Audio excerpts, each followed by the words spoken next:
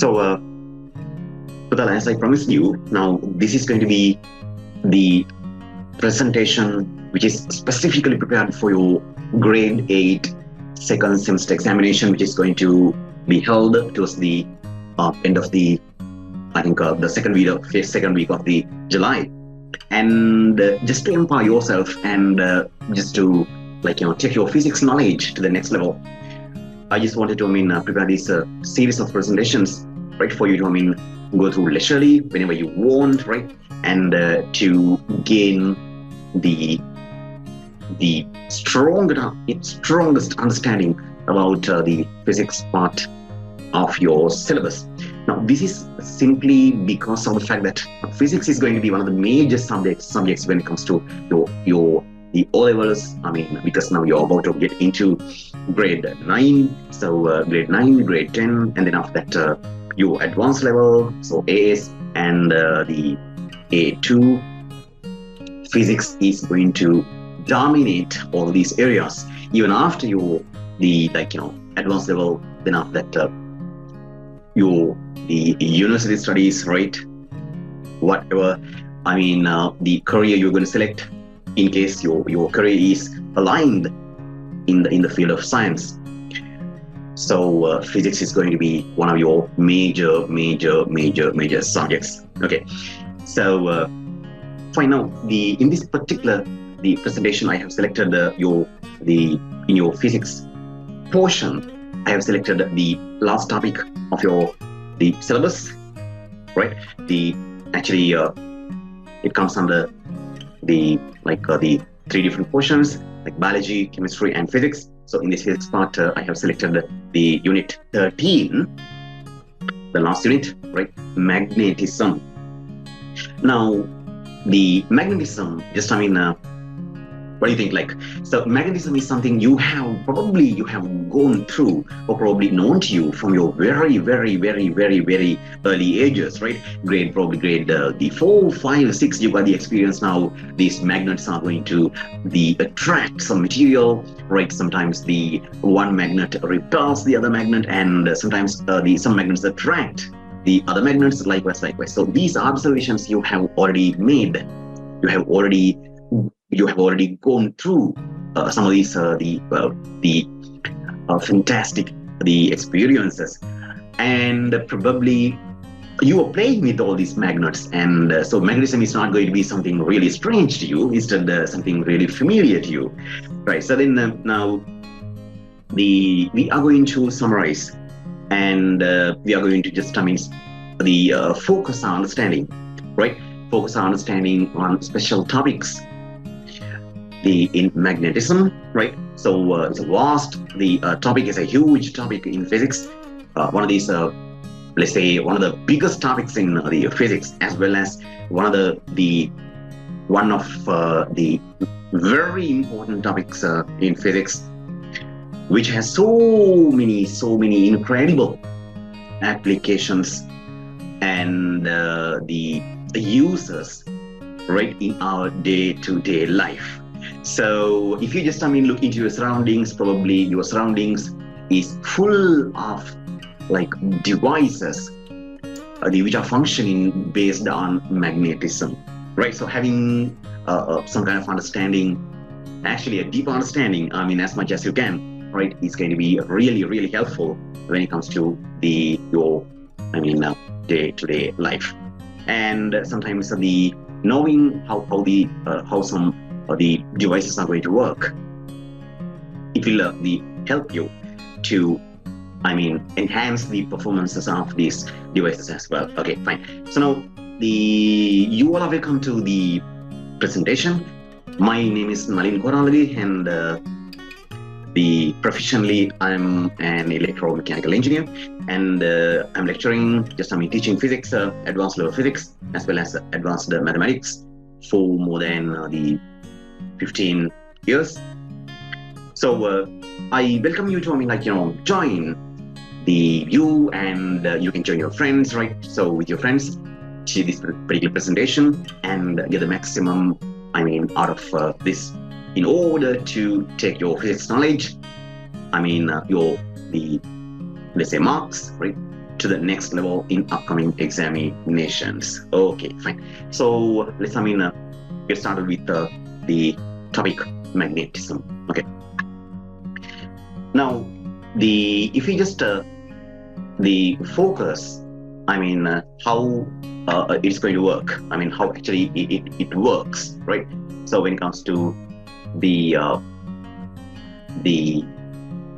magnetism, the how magnets work, and actually what are magnets, and how people actually got to know about these the magnets. That thing happened actually something accidentally, or people had some kind of idea about that thing, and they gradually developed these concepts to the level we know by this moment. So how this thing happened, that knowledge will be really useful for us to progress through our topics. So let's get into about the details of these the topics, step by step. Okay, fine. So now actually the magnets and magnetic materials. So Udala, now actually as I told you, now you have gone through so many experiences regarding magnets from your childhood, right? Not only as a topic, not only as a subject, but you have so many experiences with magnets. Now, likewise, so the history of magnet runs to way into the history, right? To the age of Greek people, the 800 BCE. And some of these Greeks observed while they were working, while they were doing the stuff, they got to know sometimes some of these materials in nature, like the lodestone, right? A naturally formed substance from a tree. From the solution which is coming out of a tree. So that solution is getting kind of the solidified, forming some kind of solid material called lodestone. And these Greek people observed these the solid particles. The stones, let's say stones, the called lodestones, right? So lodestones had the ability to attract some materials like the metals. Sometimes they were wearing. Now, what is shown in this nice illustration is that they are observing their metallic the slippers, right? Their metallic wearings. They attract these the sticky materials, and at the same time, the instruments they were using for their daily life, while going through their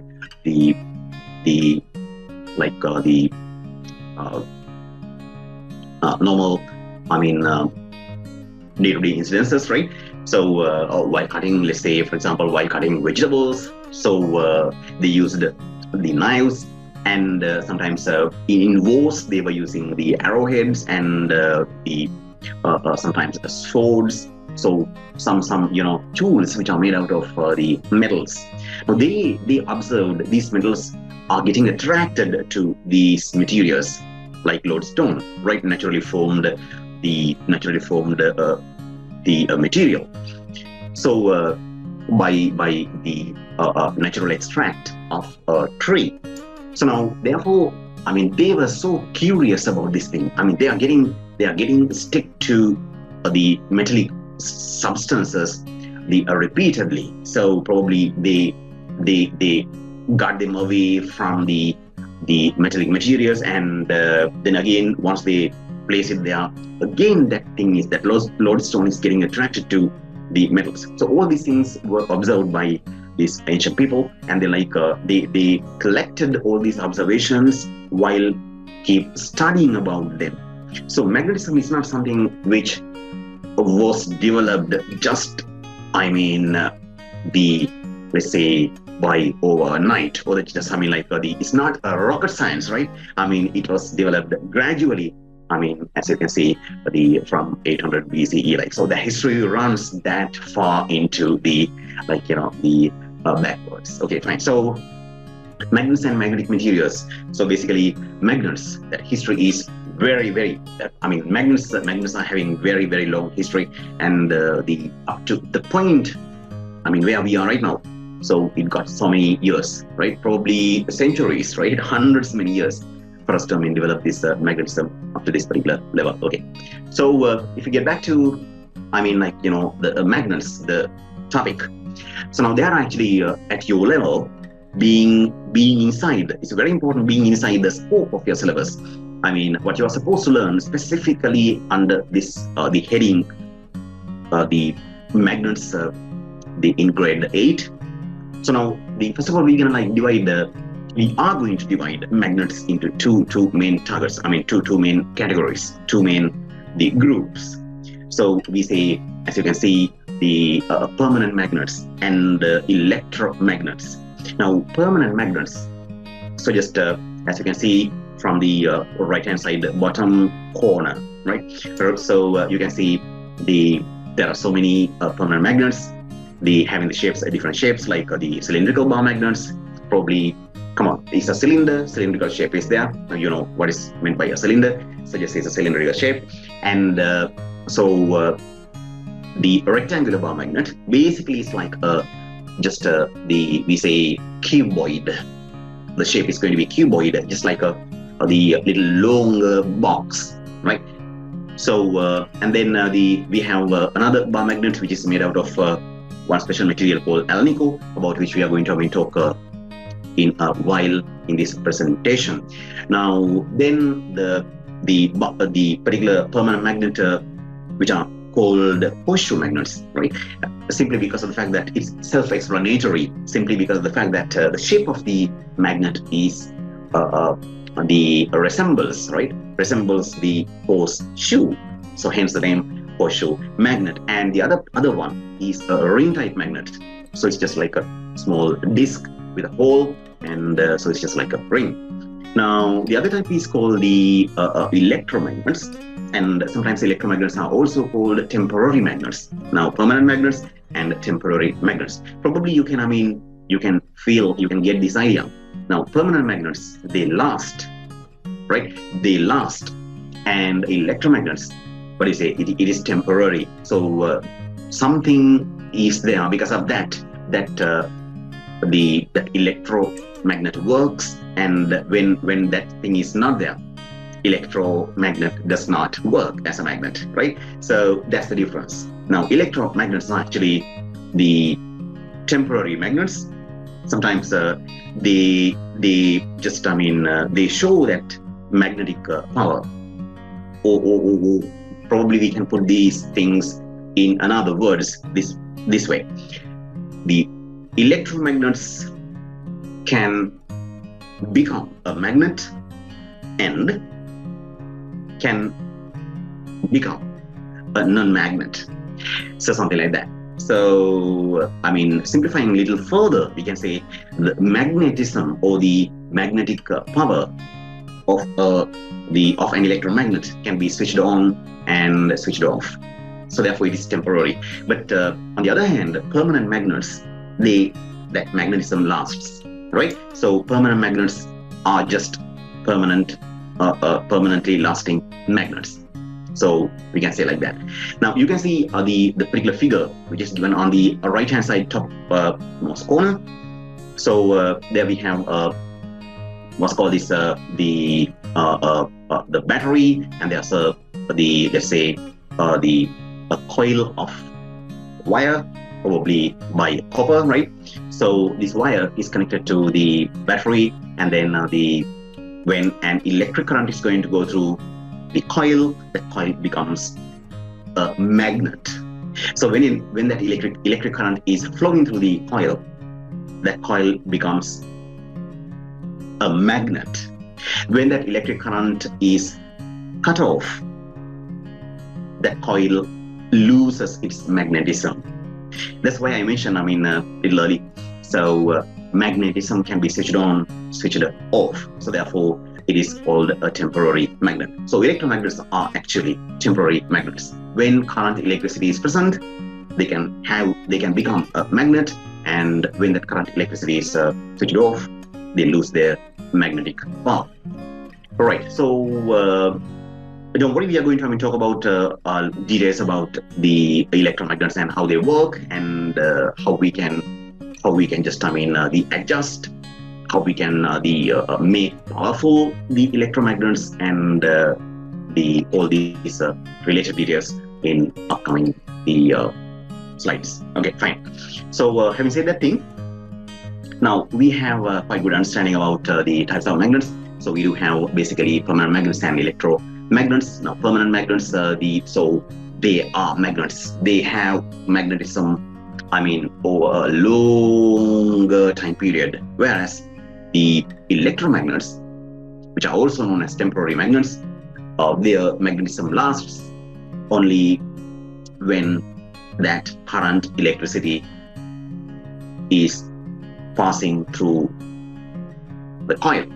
When that current electricity is cut off, that the electromagnet loses its magnetism, and it is going to be, after that, it is going to be just the coil of wire, right? So it is not going to it is not going to attract the materials no longer, or just it has become just a coil, right? Okay, so the next thing in the presentation, basically, okay, we subdivided the magnets into two main categories: permanent magnets and the electromagnets. Now, what are meant by permanent magnets? Now, as shown in this particular screen, so they say permanent magnets are objects which stay magnetized for a long time. Now, what is meant by magnetized or magnetizing? Making magnet, or just giving that magnetic power, right? So embedding that magnetic power is called magnetizing. Now, once done, it's called magnetized. Now, permanent magnets are the, let's say, substances which are the substances which stay magnetized for longer time periods, probably for years and years and years, right? In contrary to electromagnets. Okay, so now they say permanent magnets retain their magnetism even after the using them. Now they say, for example, you will take a permanent magnet and you're going to use that permanent magnet in one of your experiments, right? And then once that experiment is over, you're going to store that particular magnet, let's say, in your laboratory in a proper place, and probably the next day or next week, you will come back to the laboratory to continue the remaining rest of the experiment, or else probably you're gonna continue with one of your new experiments, in which again you need a magnet, and you will go to the magnet and you will take it back, right? When you observe that particular magnet which was used last week, what do you say? What do you think? Now, it was used last week, right? So therefore, do you think that I used that magnet, or the magnet has been used already? So therefore, the magnetism is gone. Now, it is no longer a magnet. What do you think? Actually, that magnet remains as a magnet, right? Even after that magnet has been used, not for once, probably hundreds many times. Got it? Okay, so not only this week, you can use that permanent magnet, let's say next week or next year, probably your juniors, right? So all these people can use that particular magnet. Why? Because it's a permanent magnet. So therefore, what do you mean by a permanent magnet? In case they will ask in your examination, in your paper, what is meant by a permanent magnet? Or what do you mean by a permanent magnet? It is state what is meant by a permanent magnet. That permanent magnet retains their magnetism after using them, even after the magnets have been used, right? So their magnetism remains for a longer time period. Okay, that type of magnets are called permanent magnet. Now, by the word itself, you can remember that thing very easily. Now, permanent means it remains. even after those magnets have been used in experiments or in the different tasks, right? So that magnetism remains with the magnet. So now probably you might think, okay, so I used that magnet, so therefore magnetism may have been like kind of the deteriorated. Maybe magnetism has been gone. Why? Because that magnetism was used. I used the magnet, permanent magnet, so therefore probably that magnetism is gone. So I won't be able to use that magnet any longer. It is not going to be so if it is a permanent magnet. So the very basic fact I want you to understand very clearly is that permanent magnets, they remain as magnets, right? They remain as magnets even after, they have been used. That's the idea. Okay, fine. So they say they can attract the substances like the paper clips made of iron or steel. They come in different shapes and sizes. Now, in the previous slide, we just discussed about the different types. Like types means like the different shapes. Like we saw horseshoe magnets, we saw the cylindrical magnets, we saw the bar magnets, then ring type magnets, and likewise. Okay. And at the same time, my brother, now this is one of the the very, very early experiences we all are having. Sometimes we used while playing in our when we were in our childhood. Like we were playing with the magnets, and we were used to take magnets and go and check whether that magnet is getting or magnet is getting attracted to these metallic objects, right? Probably we were going here and there. We were going, inside the house, right? Searching for the objects. Sometimes sometimes the stuff in the kitchen, in your bedroom, in the living room, right? So we were searching for many substances, the items which can attract or which is getting attracted to this magnet. And probably we pointed and we addressed the parents saying that, okay, can you see this material is getting attracted to this magnet? Likewise, we thought we wanted them to get surprised by these observations. So Magutala, now what I want you to understand is now, especially when it comes to iron, something known to you, iron, and steel, another metal, right? Steel, it's not completely by iron. It is it is a mixture, combination of iron and carbon, but most of the steel is made up of iron, and a very small percentage of carbon is added to produce to actually obtain special properties of the steel. So steel and iron, they both are going to be metals, and they are getting extremely attracted to the magnets. We usually say they respond. They have a very intense response upon the magnets. Okay, fine. Okay, so if we just take another step ahead. Now there's another word called magnetic materials, right?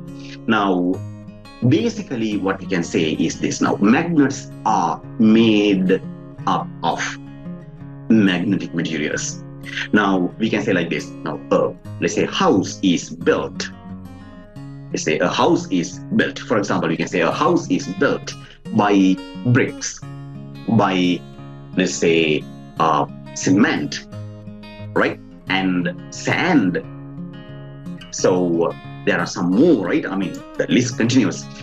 So all these materials, by using all these materials, we make this house. We build that house.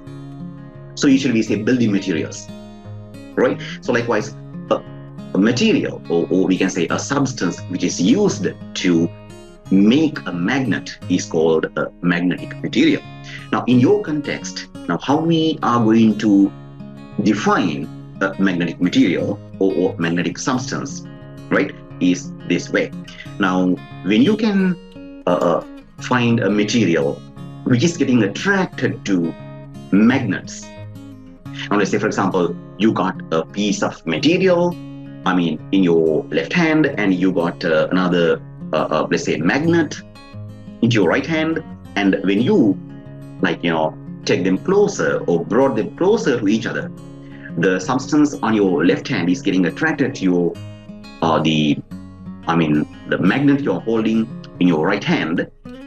Okay, so what we can say about the material you are holding in your left hand, what is it? It is a magnetic material. So basically a magnetic material is something, or we can say a substance, which is getting attracted to magnets. All right, okay. And now magnetic materials, now we know what is that, right? The meaning of that scientific term, magnetic material, right? So is that material, or we can say a substance, which is attracted by magnets. Okay, now what are examples for magnetic materials? Now, actually, very, very, very frequently used examples, very kind of like, the highly available, magnetic materials. Yeah, there are so many, so many magnetic materials, but when you look into your surroundings, in your laboratory, right? Sometimes in a shop.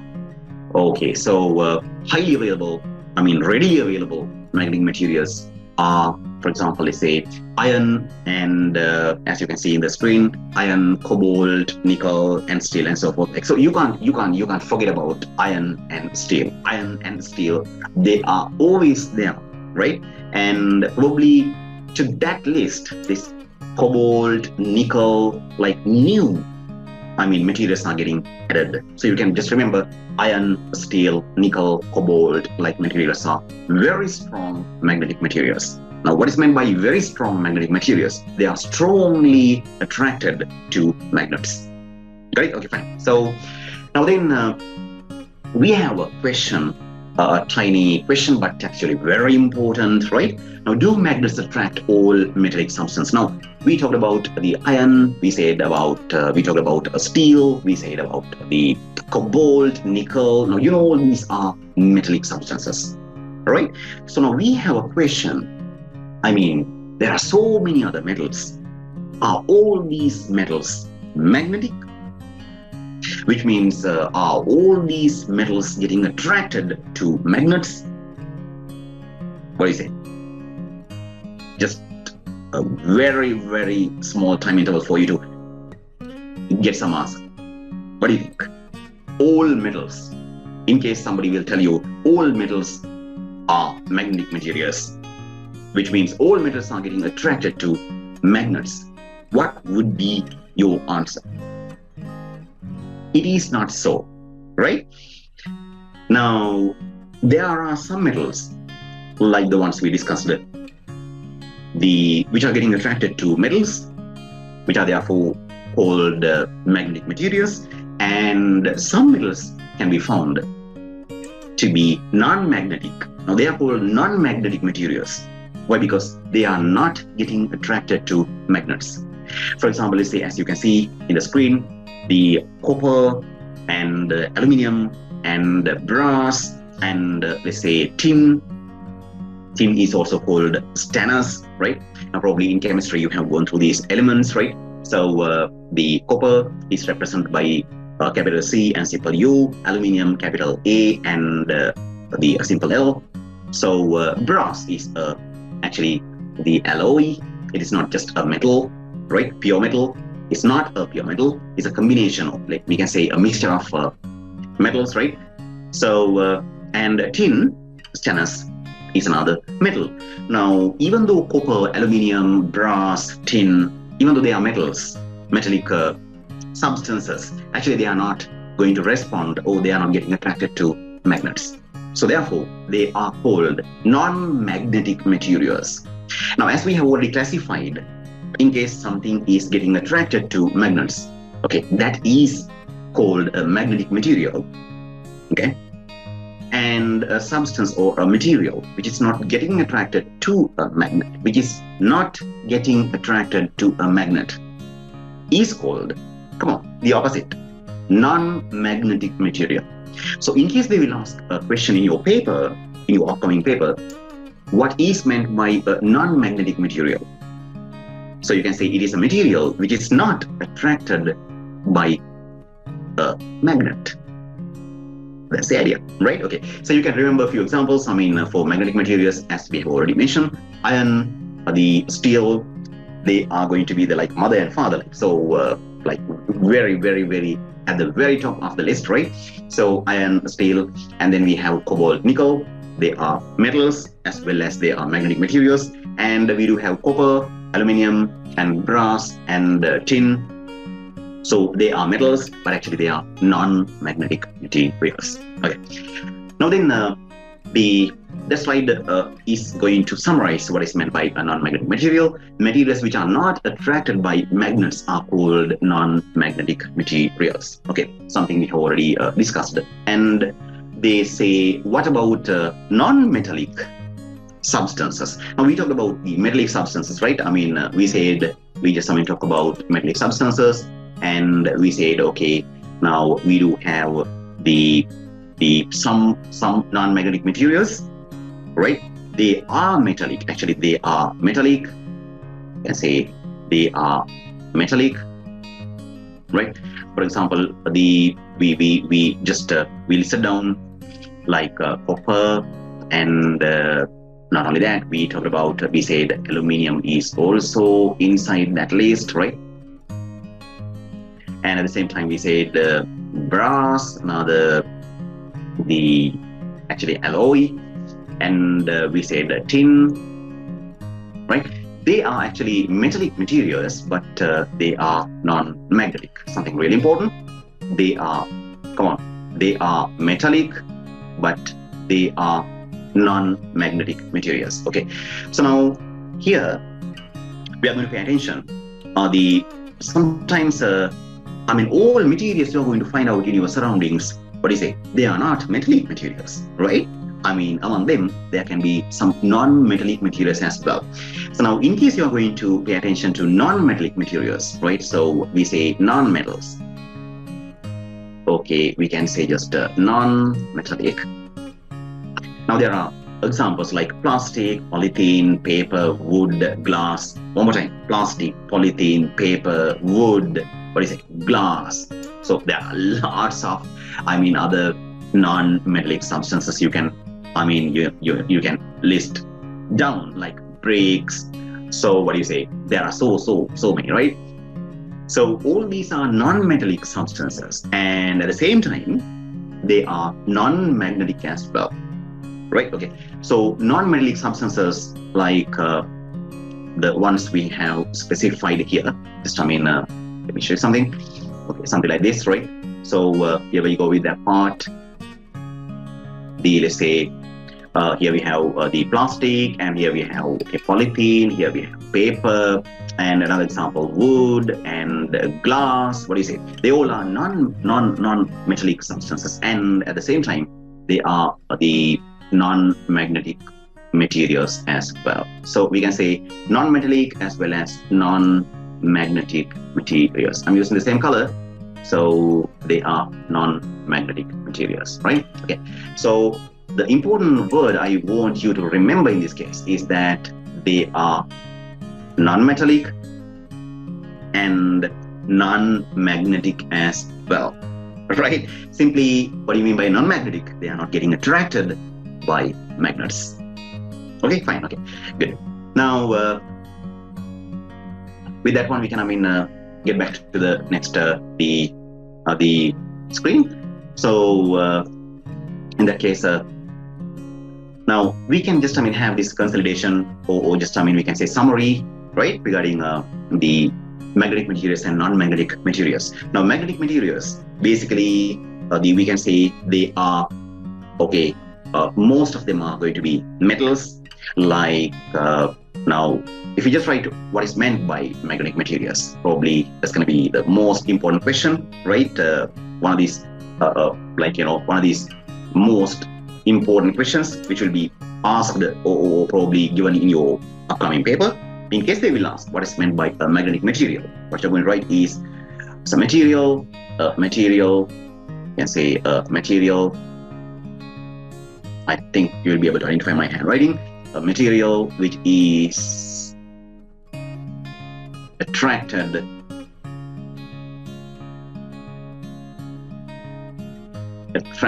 by a magnet is called a magnetic material, right? Now, if you're going to write down a few examples for magnetic materials, let's say a few examples. Now you can say what do you say? Yeah, iron comes first in the list, and you can say steel. It doesn't matter, right? Order is not very important. I mean, the facts you're going to write down, what do you say, are the most important things. Now, iron, steel, and then I gave you two additional substances, cobalt, and nickel, right? They are very important, what do you say? Yeah, magnetic materials. And now, Putana, another important thing I just wanted to be aware with. Now, cobalt and nickel, they are important magnetic materials which are used in the industrial level, right? So cobalt and nickel, they are very, very important magnetic materials, especially important magnetic materials when it comes to industrial level magnets. Now, what do you mean by industrial level magnets? Strong magnets, meaning they have very high attractive power. Now, not just like the normal magnets you're using in your school laboratory, right? Now, when it comes to industrial magnets, I mean, they have to be very, very strong in their, performances. So nickel and cobalt, they are very frequently used to produce strong magnets, right? So let me just write here. They are used to produce strong magnets. Okay, so that's what I want you to remember for the time being regarding the nickel and cobalt. Okay, we are on to the side of the non-magnetic materials. Now, basically, we can say just say non-magnetic material. Okay, so a material, we can just write what is it? It is a material which is very important, which is not attracted. It is not attracted by a magnet. By a magnet. Basically, that's the idea, right? Okay. If you go for the examples, Putala, now we can just, think about the examples in two different ways, right? Let's say number one is going to be metallic substances. You can say metallic materials. Metallic materials are there, right? So now examples, metallic materials, we can say the copper, and we do have aluminium, right? And so we can say brass, and what about tin or stainless, right? So likewise, these are metals, but non-magnetic materials. And then we can say non-metallic materials. Okay. So in that case, you are so free to write down what you think. That's going to be the endless list, right? So you have plastic, and you can say wood, and you can say glass, right? So what is polythene? It's a matter of fact of just looking into your surroundings, you can find out so many substances. Okay, so that's how we are going to have our the list and the consolidation, and basically actually the summary, right? Okay. So with that one, we can, get back to the next thing. Now, what do you like? What about the strength of a permanent magnet? That is, stronger the permanent magnets and the weak permanent magnets. Now, basically, it is about the strength. Now, for example, let's say sometimes while we are eating something, let's say a sweet, or probably while we are drinking tea, right? While we are having a cup of tea, probably you're gonna say it is too sweet, right? Sometimes you're gonna say it is sweet. Sometimes you're gonna say it is too sweet. So probably you're gonna say too much sugar is added to this cup of tea, something like that. So that's actually called the strength of the sweetness, or just the what do you say? The strength of the sugar level. If it is moderate, you're gonna say it is just sweet, okay, no problem. But if it is too much, if the degree of the added dose of sugar is very high, you're gonna say it's too sweet. That's it, right? Okay. One example, from which you can get an idea about the strength of a magnet. Now, when it comes to permanent magnets, sometimes permanent magnets are very, very strong, meaning they can attract the probably a lot of amount of substances, because they have very, very big attractive power. And sometimes some magnets are there. They are permanent magnets, meaning they remain as magnets even after they have been used, but they can attract only small amount of substances, right? So now, what do you mean by stronger magnet? It can attract relatively more, greater amount of substances. And what do you mean by a weaker magnet? It can attract relatively lesser amount of substance, because they are having the, let's say, weaker power, or just they can attract substances only by a little force, right? Okay. Now, there's a question on the screen. Do they vary, or they all have the same strength? And then again, we are getting a question. In case, the strength of a magnet is going to change, right? How we can measure, or how we can compare the strength of magnets. Now, for example, let's say I have a magnet here and I have another magnet there, right? So how we can compare the strength of these two magnets, and how we can make a firm conclusion what particular magnet is much more stronger, what particular magnet is relatively weaker, like. Right. So with that question, we are going to go into the next screen. Okay. So here we can have a very simple experiment, which is going to be very, very important when it comes to your exams. One of the, important experiments. Now, in your paper, usually the questions in physics are little biased towards experiments. Now, in case they are going to ask a question regarding, let's say, two magnets are given to you, or probably three magnets are given to you, or probably several magnets are given to you, how you are going to compare the strengths of these magnets. Now, let's just take a two magnets case, right? Just for the sake of convenience, so you can extend this knowledge to any number of magnets. Okay. So now, if they have given to you two, let's say two different magnets, the shown in the screen. One magnet relatively, we can see, is the relatively small magnet, right? And the one magnet here, let's say magnet number 1, and there's another magnet. Both are bar type magnets, right? Bar magnets. So magnet number 1 and magnet number 2. Now, how we can compare these two magnets, and how strong they are? What is the strongest magnet, right?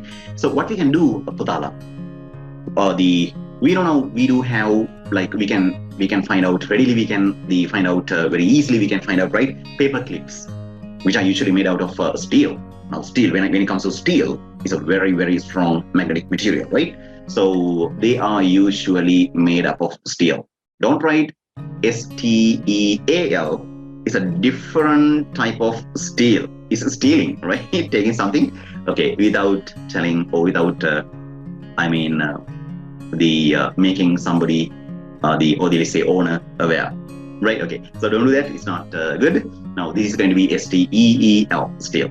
Now paper clips are usually made out of steel, which is a very, very strong magnetic material. So therefore, paper clips should get attracted to magnets, right? So now very important, one of the very important, criteria you have to maintain during this experiment is to maintain the separation, between the paper clips and the magnets, right? Constant. Okay, otherwise we can't compare, right? Because if one magnet, let's say for example, magnet number 1 is much closer to the paper clips and magnet number 2 is much away from the paper clips, so then come on, we have changed the separation. So that change in separation might affect our conclusion. So therefore, highly advised, right? I'm going to stress on that point one more time. You have to remember the separation between the magnets and the paper clips have to be maintained constant always, right? Okay, so maybe that distance is going to be, the separation is going to be 10 centimeters or 15 centimeters, right? Or some value in between. You have to maintain that value constant throughout the course of the experiment. Okay, right. Now, what is done here? We have just selected one paper clip, right? So let's say just only one paper clip, and we are going to see, or just we are going to observe how many paper clips can be attracted by each magnet. At the same distance away, or just being at the same separation away, right? Okay, so what I wanted to illustrate by this tiny figure, right, was that now let's say magnet number 1, with this particular separation, is capable of attracting one steel paper clip, whereas this magnet number 2 is capable of attracting, 3 steel paper clips. Let's say 3 paper clips. Okay, so now in this case, something obvious, magnet number 1, we observed magnet number 1 was capable of attracting only one paper clip, right, at that given separation, and with the same separation, with the same given separation, right, the magnet number 2 could attract only 3 magnetic materials, 3 paper clips. So now out of these 2 magnets, once you compare, you can understand, oh my god, magnet number 2 can attract 3 paper clips instead of 1 at the same separation. So what is the conclusion? Okay, you do understand magnet number 2 is much powerful, or we can say much stronger than magnet number 1.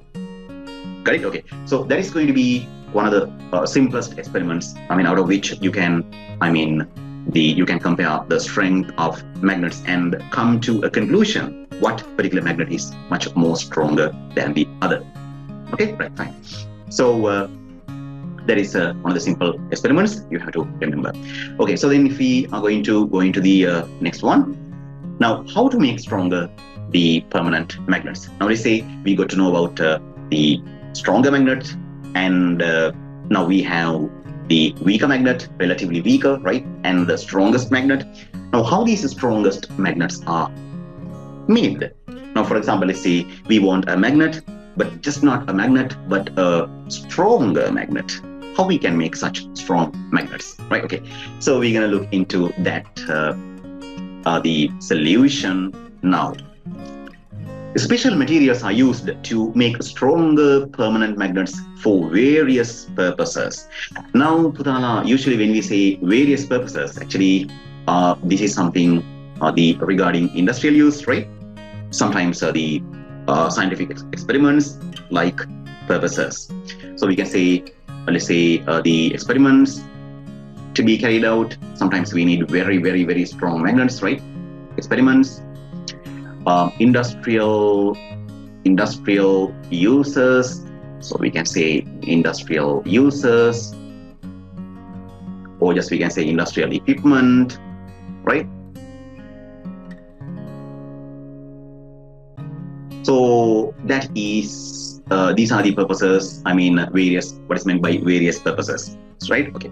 So sometimes in experiments we need strong magnets. Sometimes in industrial uses we need the strong magnets. Sometimes we do have equipment which have to be devised with strong magnets. Okay, in that case, usually what we do, we go for these special materials to make permanent magnets, right? Okay, so one of the very commonly used, we can say probably, most frequently used, the magnetic material is neodymium, right? So neodymium is an alloy and is a very strong, very strong, the magnetic material. So we can use that thing while producing the manufacturing strong magnets. Then again, Putala, I just wanted to make sure, to place you a little ahead than your colleagues, your contemporaries, your classmates, right, your friends. So these three important magnetic materials, alchemax and alnico and ticonel, all these are alloys, right? They are alloys. Now, what do you mean by alloys? They are not pure metals. Instead, they are made up of different metals, right? Putting them together in different proportions, right? Okay, so therefore now neodymium and the alchemax, ticonel and alnico, they are alloys, and they are very strong. They are used to make very strong or the intense magnets, very strong magnets. Okay, so just you can remember that part easily. Now how we can make strong magnets just by using the neodymium. You have to remember that thing, neodymium, because it is one of the very frequently used materials, and at the same time you're supposed to know about that neodymium, right? Probably you better go through that word several times. Neodymium, right? Sometimes people pronounce that thing as neodymium also. Both are accepted equally, no problem, right? Just like the way we write the word color, right? C-O-L-O-R, C-O-L-O-U-R. They both are equally accepted worldwide, as because of this UK English and US English, dialects. Okay. Okay, Putana. So then my now neodymium and then the alchemax, ticonel, the alnico, they all are metals and they all are alloys, right? And are used to make very strong permanent magnets, right? Okay, so with that one we are ready to get our step. Come on, yeah, ahead. Now, what are magnetic poles? Now we are about we are getting into a point at which we are going to look into magnets with a little closer view. Now we are going to look into the magnet. What are the properties of a magnet? Now, sometimes these magnetic poles, probably we have gone through magnetic poles in our lower grades, right? But anyway, we have to make sure we know exactly what is meant by a magnetic pole. Now, probably in case if I guess whether you know about magnetic poles, what do you say? Yeah, of course. Now here you have the what's called the South Pole, the what's called this N, the stands for the North Pole, and again here N for the North Pole, and here you have the South Pole. So usually there are two types of magnetic poles, and one is called the N pole, which is symbolically represented by capital N, and the other one is the south pole, which is symbolically represented by the letter S, right? Usually we are using capital letters, capital S. Okay.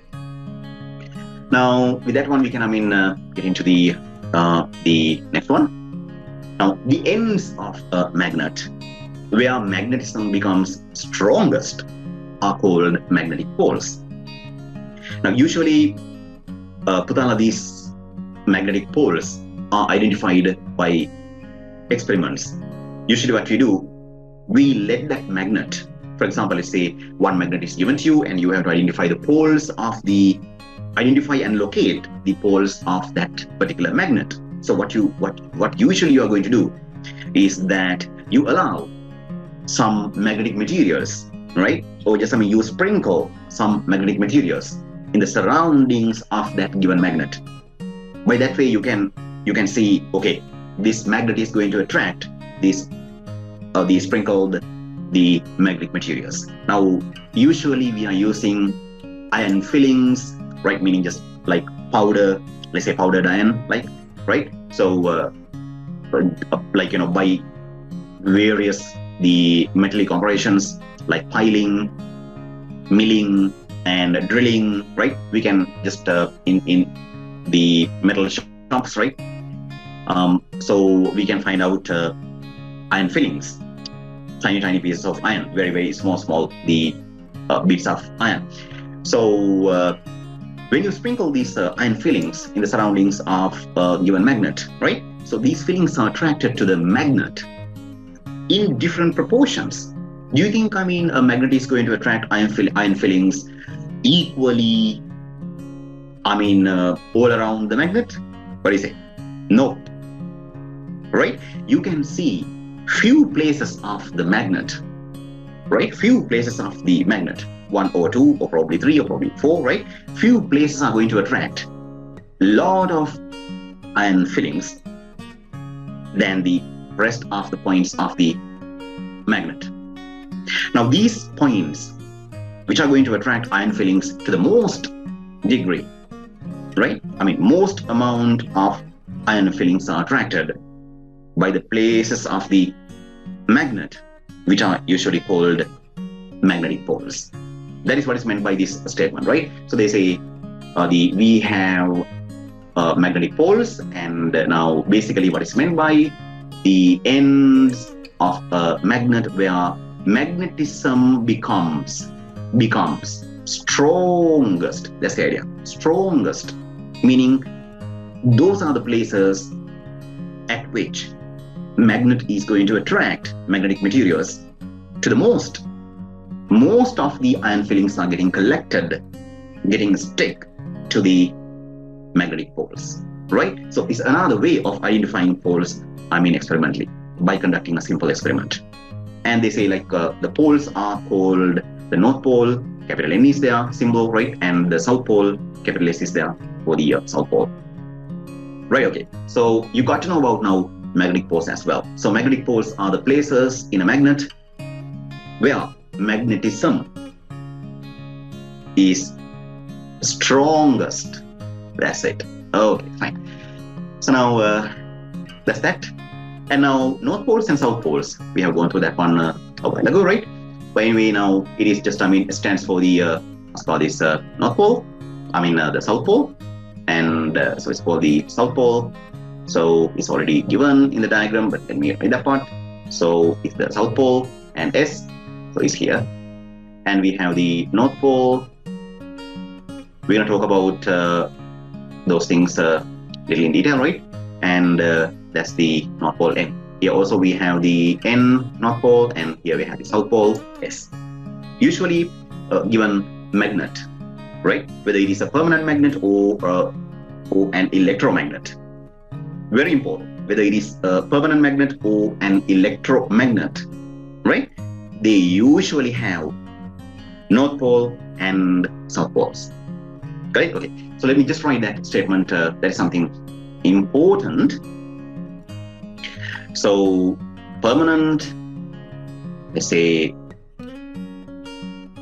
permanent as well as electromagnets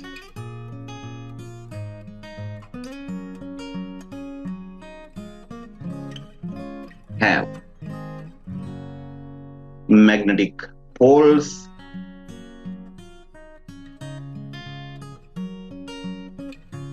so we can say that is North Pole and South Pole. Okay, so the most important thing I just wanted to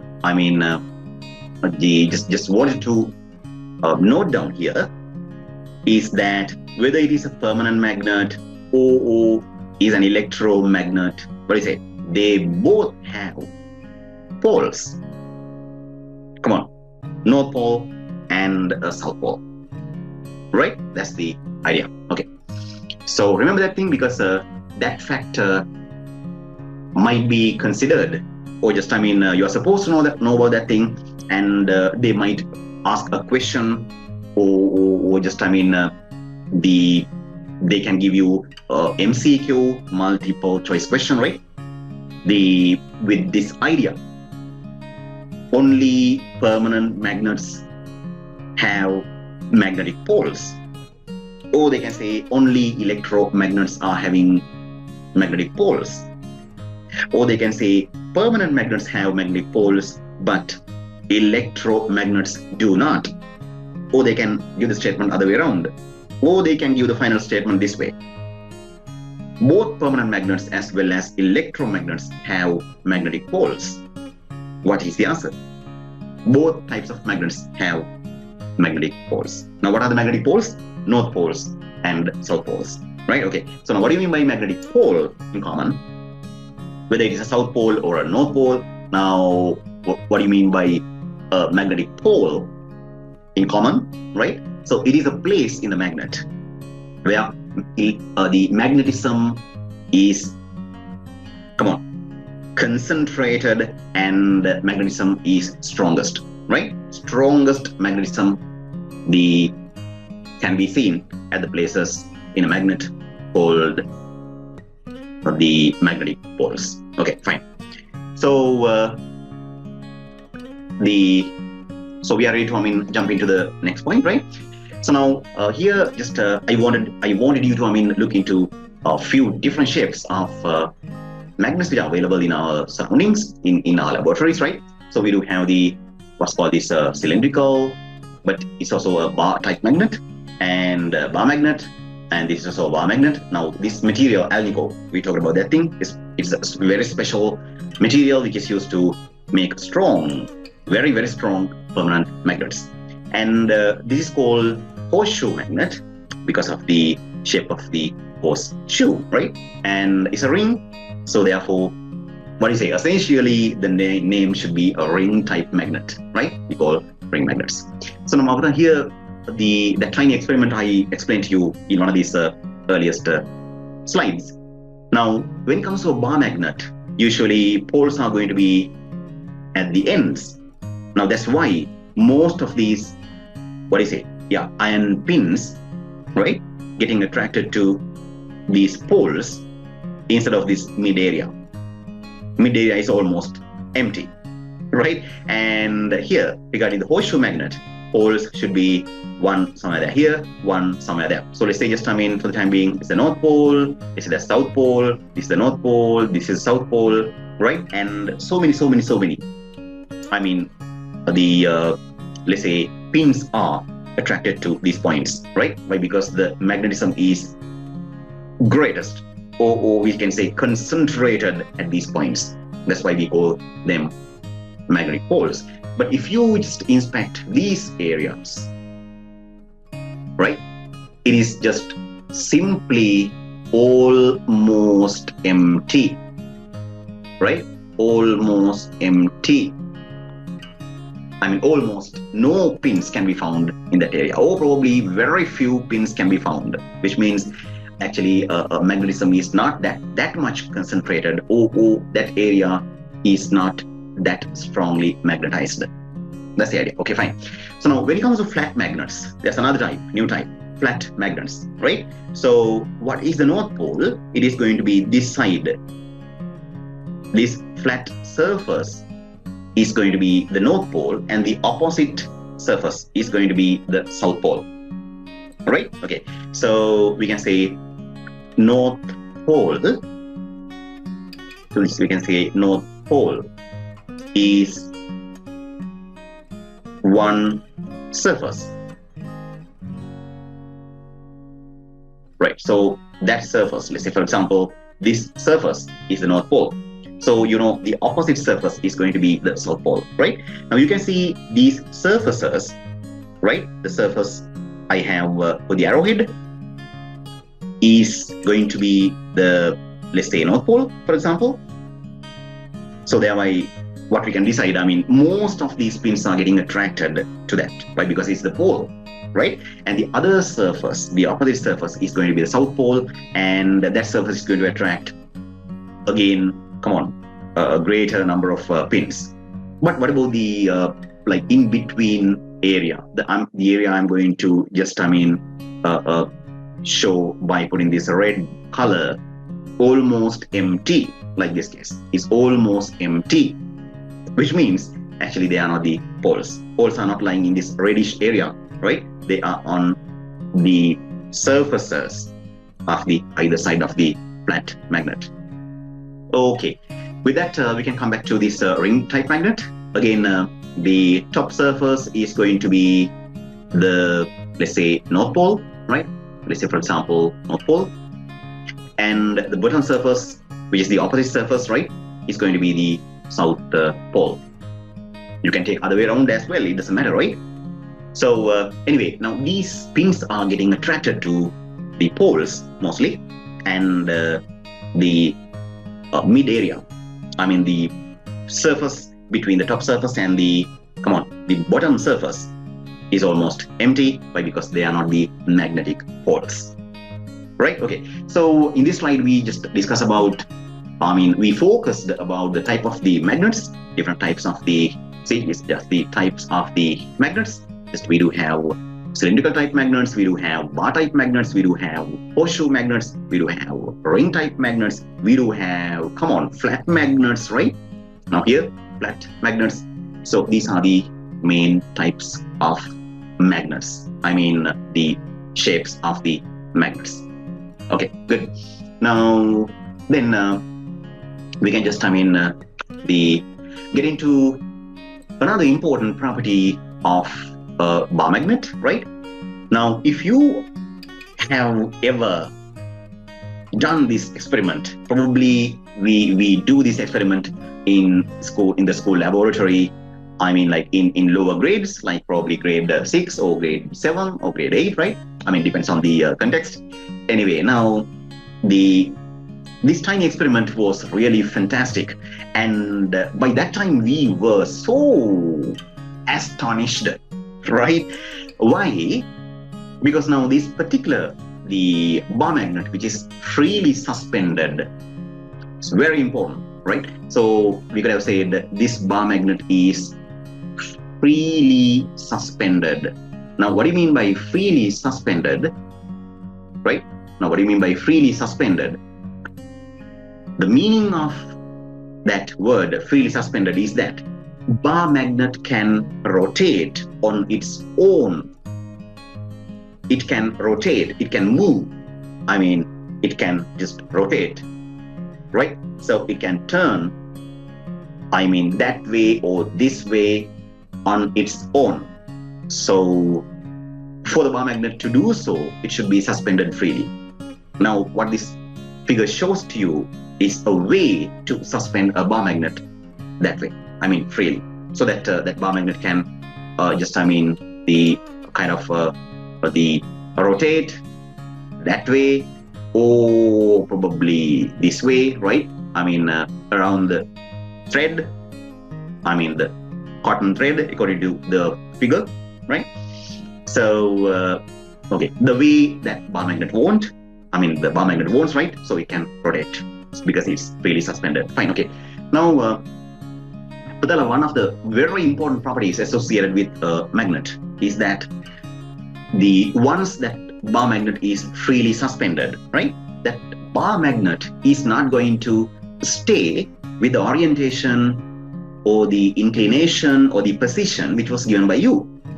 In case that bar magnet is freely suspended, it is always going to turn into a particular direction, or we can say it is going to it is going to come to rest with a particular orientation, with a very particular orientation, right?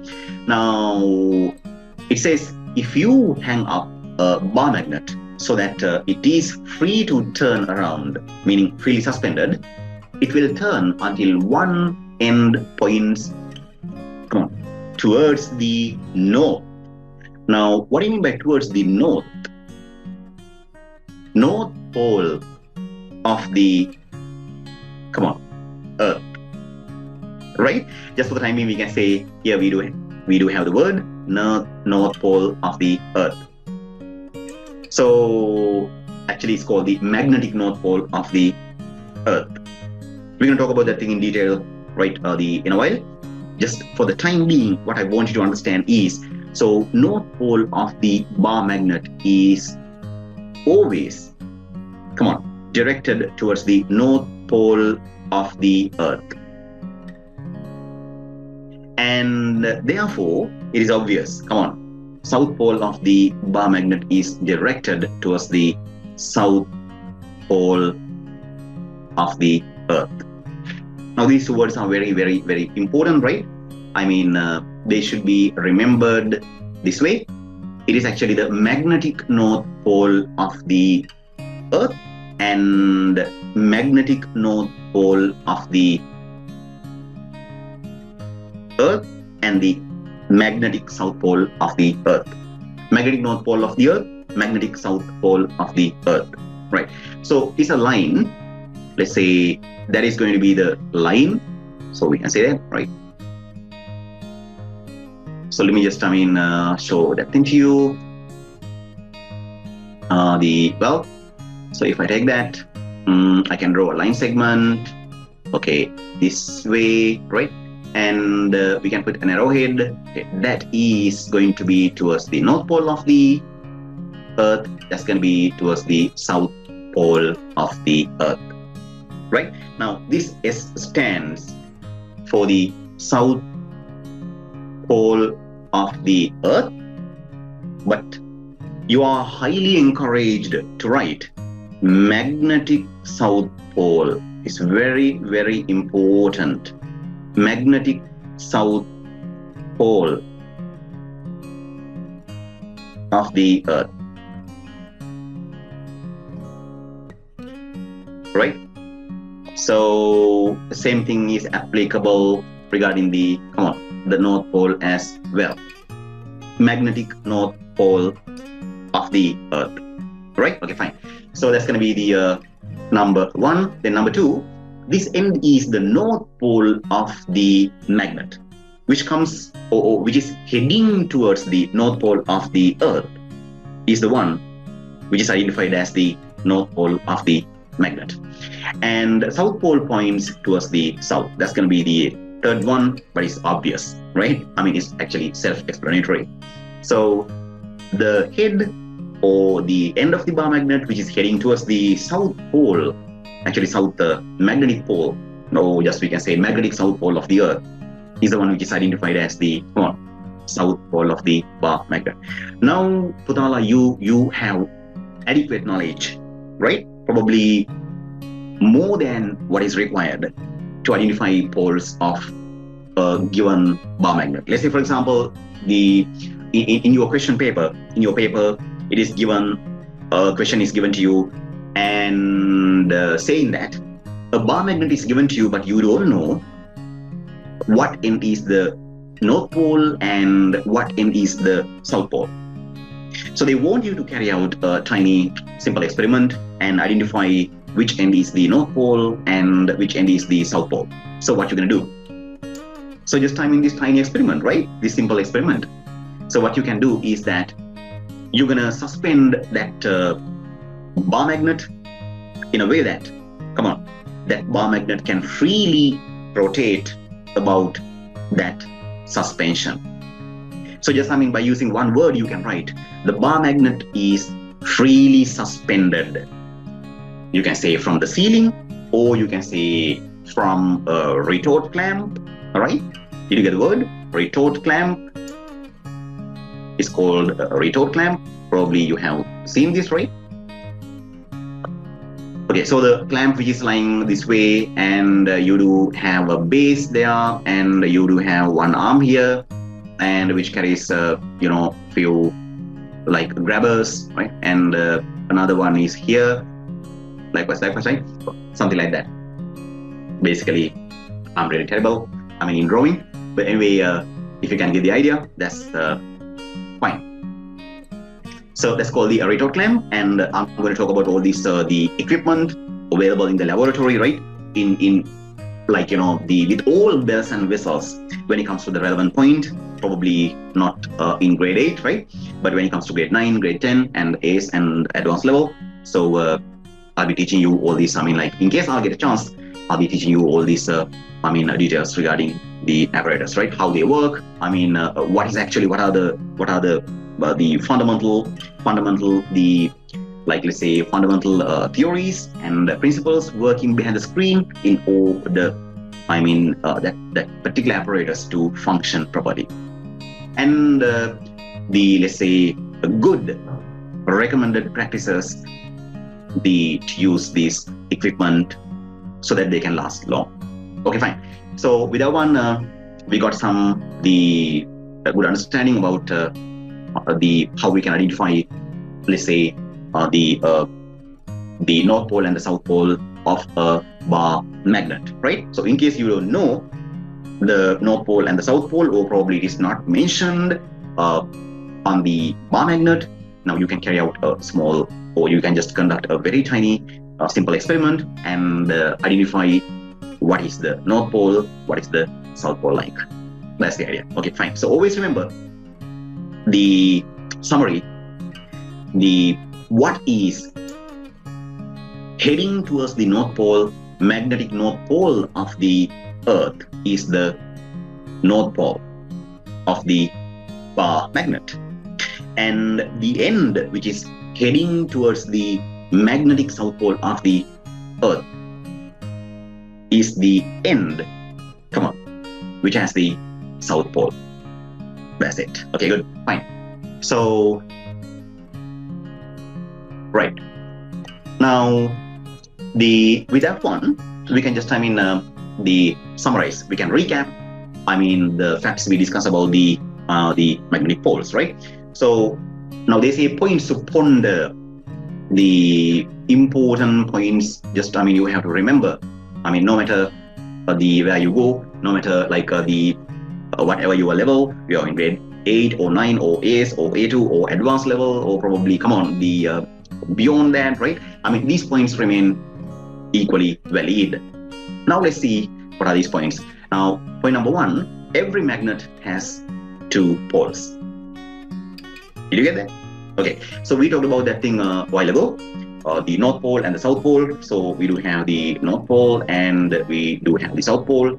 So basically we do have 2 poles. So fact number 1 is going to be every magnet has 2 poles. So namely South Pole and the North Pole. Then fact number 2, they are at opposite ends or sometimes at opposite sides of the magnet. Now why they have mentioned opposite ends, that's regarding probably a bar magnet. Why they say opposite sides, probably now they are talking about a flat magnet, right?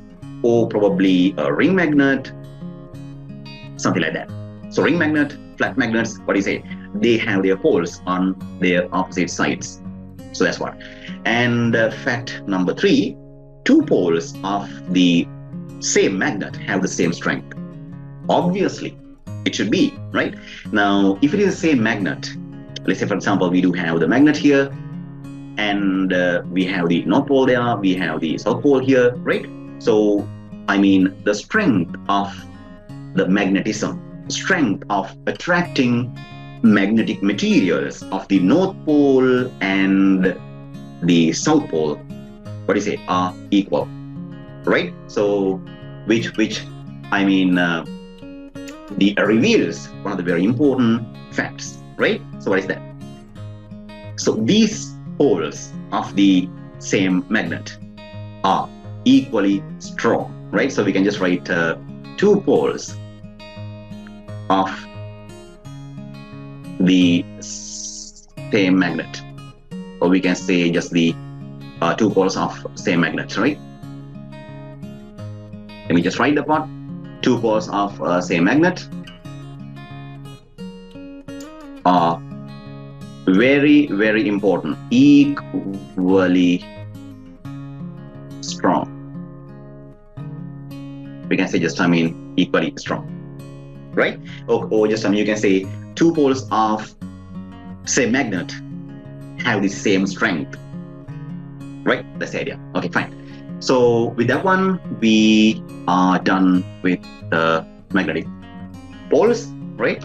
So now we are going to talk about something which is actually known to you from your very early ages, but this is also really important. Why? Because when it comes to magnets, these are the facts which are going to govern the behavior of magnets, right? Actually, rules which are governing behaviors of magnets.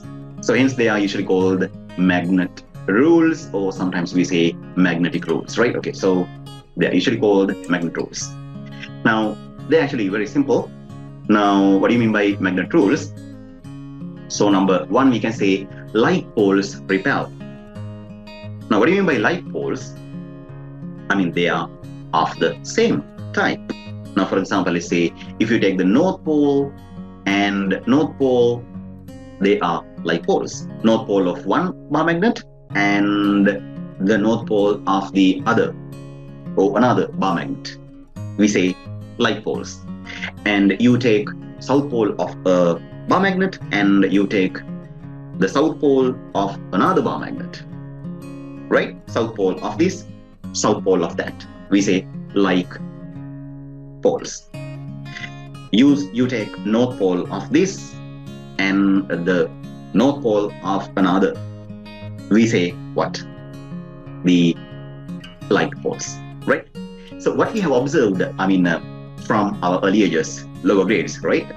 From tiny experiments we have conducted probably domestically, probably, in our laboratories, right? So once you put these, the like poles together, let's say, for example, as shown by the diagram, let's say here we do have, for example, here we have the North Pole, and let's say here we have the North Pole, again here we have the North Pole. So North Pole, they are the like poles, right? They repel, right? And again, if you take South Pole and South Pole of another bar magnet, again South and South, they are like poles, again they repel. So that forms one magnet rule. What is that? Like poles repel, whether the poles are north and north, or south and south, they always repel. Just like, something like this is there, which is really familiar to you, right? Now, when it comes to, let's say, charged particles, charges, positive charges and positive charges, they repel. Negative charges and negative charges, again, they repel. So in that case, in that context, we say like charges, right? Now, when it comes to, let's say, for example, the North Pole, and let's say you have selected North Pole and you have selected the South Pole of the other magnet, then we say, the unlike poles, or sometimes we say heterogeneous, right? Just like positive charges and negative charges. What do you think? They attract. So we say unlike poles attract. So which forms the magnet rule, right? So that's going to be the second magnet rule. So we say like pole always like, repel, and we do have unlike, they attract, right? Another, let's say just,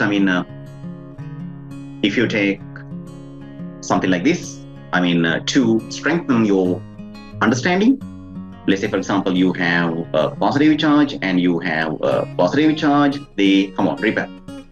They try to go away from each other. And you have a negative charge, you have a negative charge. They try to go away from each other. They repel, right? We say like charges. In that case, we say like charges.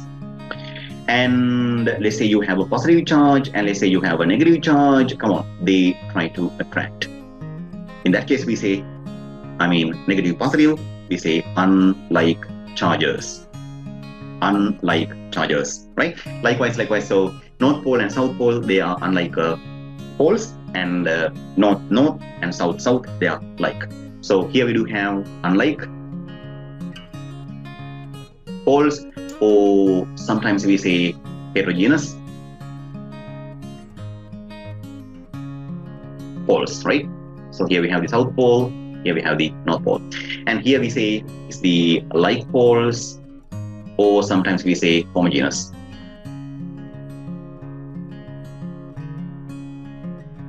poles.